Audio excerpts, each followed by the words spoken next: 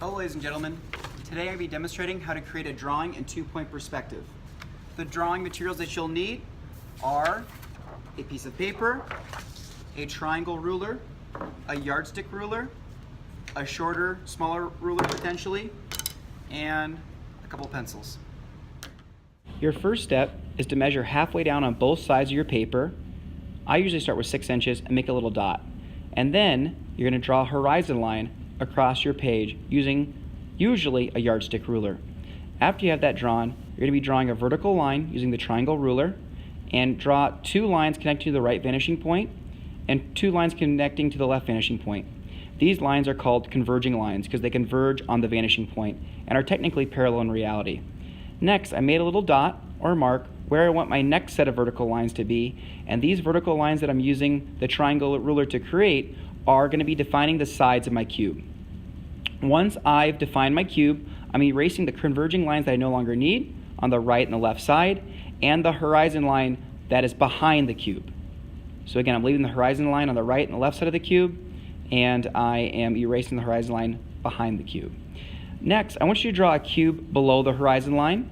Start with the same exact steps. A vertical line using the triangle ruler, and drawing converging lines connecting to the right vanishing point.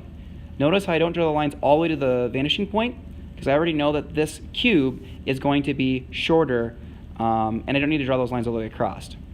Now I want a little bit of overlap with the middle cube and the bottom cube, so I have that overlap indicated on the converging lines. And now I'm drawing 2 vertical lines on the right and the left side of my cube to be defined. Next, you're going to be connecting the top left corner to the right vanishing point and the top right corner to the left vanishing point to make the top of your box. So make sure all of these lines are always going to vanishing points and not just are parallel. I've erased the lines that I don't no longer need to show overlap, and now I'm ready to draw a third and final cube on the top left of my paper. Steps are exactly the same. Using my triangle ruler to draw a vertical line, I'm connecting these converging lines to the left vanishing point, and now I'm going to draw both lines to the right vanishing point. Again, these lines are parallel in reality, but converging lines are going to converge on the vanishing point, which means that they are bending towards each other slightly. I'm drawing 2 vertical lines on either side, making sure that my triangle ruler is perpendicular and lined up with my paper. And now I'm doing not the top but the bottom of my cube. It's the same concept, but you're connecting the left corner to the right vanishing point and the right corner to the opposite vanishing point. Now I'm going to erase the lines that I no longer need, and I've got 3 cubes, 1 on the horizon line, 1 below the horizon line, and 1 above the horizon line. Now I'm drawing some suggestions of streets or sidewalks. It really is up to you what they are. Usually it depends on how wide they are and the additional details that you draw. Key things, all these lines are going to the vanishing point. Again, they're technically parallel in reality, but they are converging lines because they're going to a vanishing point. Every single line that you draw is always going to be either connected to the vanishing point, which is a converging line, or going to be a vertical line, which uses a triangle ruler to create them. So I'm filling my space with details on the ground. Now I'm starting to work on my buildings, and I'm drawing a suggestion of a door. This door has 2 vertical lines and a converging line that goes to the left vanishing point. I'm going to be doing a similar process on the right side. The only thing that's different after my vertical lines is to make sure the converging line bends to the right vanishing point. So depending if you're on the right or left side of the cube depends on if your converging line goes to the left or right vanishing point. Now I'm drawing a grid. This grid could be bricks, it could be a texture, it could be windows, it could be computer screens, it could be TVs, it could be all different types of things. I'm starting with several different vertical lines, and now I'm pivoting my triangle ruler on the vanishing point to draw converging lines. Again, these converging lines need to bend towards the right vanishing point because it's on the right side of the cube. Now, I'm going to be adding additional details on the left side. Again, notice how the lines that I'm drawing on the left side go to the left vanishing point, and now I'm drawing 2 other vertical lines, and this is going to be the suggestion of an independent window, or an opening, or a square. It just kind of depends on what you make it.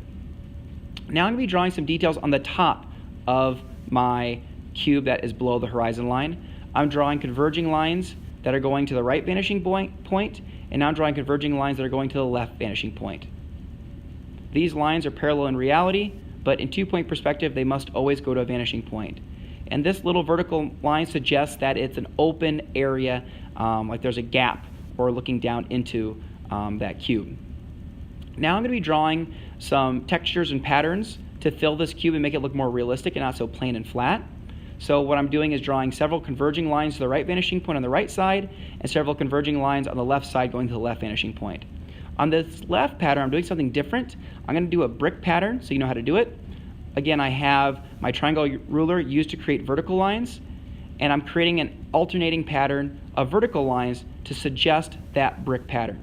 So I've kind of pre-marked my vertical lines, and I'm drawing those in there, and now it has the suggestion of that brick pattern, where there's the mortar and the bricks stacked in place.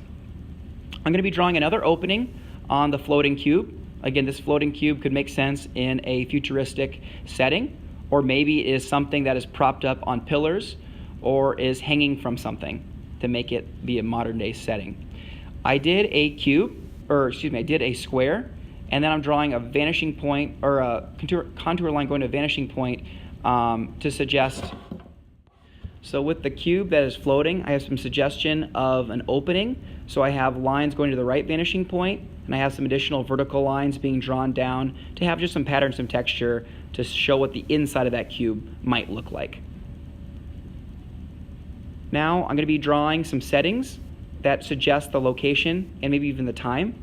So I have some mountains in the background and some clouds. Whenever you're drawing things that are organic, try to show as much overlap as you can. I'm also drawing kind of a cityscape in the background with several very simple squares and rectangles. You also want to show examples of size change. Here I have 3 trees that are getting further away in the distance, along with 3 bushes that are getting further away in the distance. I can tell that because things lower on the page are larger and things higher on the page are smaller. You also want to use overlap. I have some bushes or some rocks there that are on top of each other, and now I'm drawing a sun or a moon as well. Once you have everything penciled in and detailed in place to suggest your time and location for your setting, then you're going to outline things in Sharpie marker. When you're outlining in Sharpie marker, you can freehand it, especially if it's organic. If it is a cube, other lines that are used a ruler for, you might consider using the ruler again for that Sharpie marker. But be sure you know exactly where those lines start and stop so you don't accidentally make mistakes as you're outlining your work. For this demonstration, I outline everything freehand, and after I have everything outlined in freehand, I'm going to go back and erase all my pencil marks. Again, you don't need to put a lot of pressure down for the first steps because you're erasing them anyway. The pencil marks are for you or for you to guide along the Sharpie marker that you'll be outlining eventually.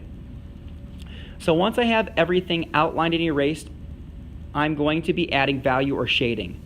When you're adding shading, think about light sources and think about things that should be darker or lighter. For example, since this cube is in the air, I think there should be a good shadow, dark shadow underneath it.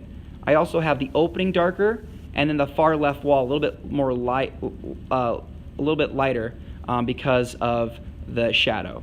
I'm doing a little bit darker on the left side of these trees to show consistent light source of the sun. And for this brick pattern, I'm making it a little bit darker just to show that maybe that texture is a little bit darker in color. And the right side is a little bit lighter based off maybe the light source or other things. I have the opening of that cube a little bit darker, and I have some shading on the right side of these bushes here or rocks to show the consistent light source.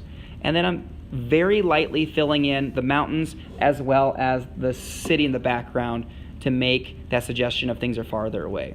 Now don't leave the ground alone. I'm shading in my sidewalks a little bit lighter than the actual road itself. You don't have to shade in every single inch, but a lot of your project should be filled in. You don't have to fill in every single aspect of your project, but you do want to have a nice well balance of several different degrees of darkness and lightness. Once you have everything filled in, erase very carefully with your eraser, very carefully dust it off, and then you're done with your 2-point perspective drawing.